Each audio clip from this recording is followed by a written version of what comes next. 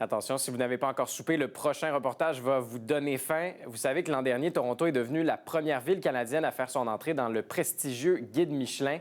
Eh bien, ce soir, une cérémonie doit récompenser de nouveaux restaurants, signe que la scène culinaire de la capitale ontarienne a le vent dans les voiles. Un reportage de Yasmine Mehdi.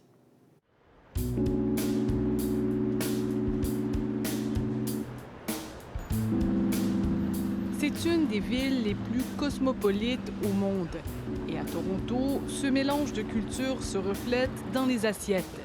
De plus en plus, la capitale ontarienne s'impose comme une destination culinaire de calibre international. Masaki Saito est le seul chef en ville à avoir 2 étoiles Michelin. Il nous accueille dans son restaurant du quartier huppé de Yorkville, où il prépare les filets de poisson qu'il importe chaque semaine du Japon. Ce soir, une dizaine de convives prendront place derrière le bar. Le restaurant attire une clientèle aisée, car pour y manger, il faut débourser la coquette somme de 680 $. Rich people, famous people, popular people, top of top. Masaki Saito a déménagé à Toronto en 2019 après plusieurs années à New York.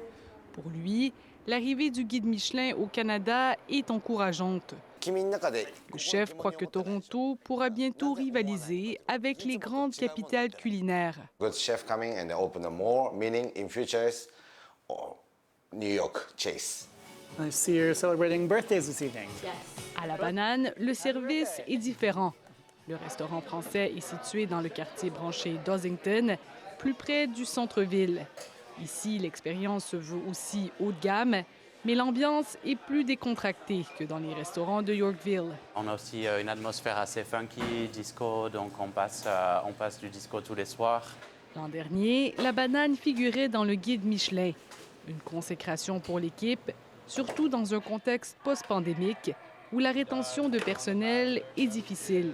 If you are a young, ambitious chef, it's a great thing to have because it means you don't need to leave Toronto if you want to be a Michelin-starred chef. En 2022, 13 adresses torontoises ont obtenu une étoile Michelin. Parmi les établissements primés, des cuisines du monde entier et des chefs de grande renommée. Mais à côté de cette brochette de grands restaurants, on trouve aussi ce petit délit de smoked meat qui a reçu un bib gourmand, la distinction décernée aux restaurants qui proposent une cuisine de qualité à un prix abordable. Le chef d'origine sri-lankaise a fait ses classes à Montréal, chez Schwartz. Il s'est ensuite installé à Scarborough, en banlieue torontoise, où il a perfectionné sa propre recette. De se retrouver dans le Guide Michelin était une surprise, dit la copropriétaire du restaurant. Depuis, les clients viennent de loin pour déguster un sandwich. We didn't target for a Michelin or something. We just wanted to give quality food. Cette année, une douzaine d'autres restaurants torontois doivent être primés par le Guide Michelin. Signe d'une scène culinaire en pleine expansion, que les étoiles du célèbre guide contribuent à faire briller un peu plus.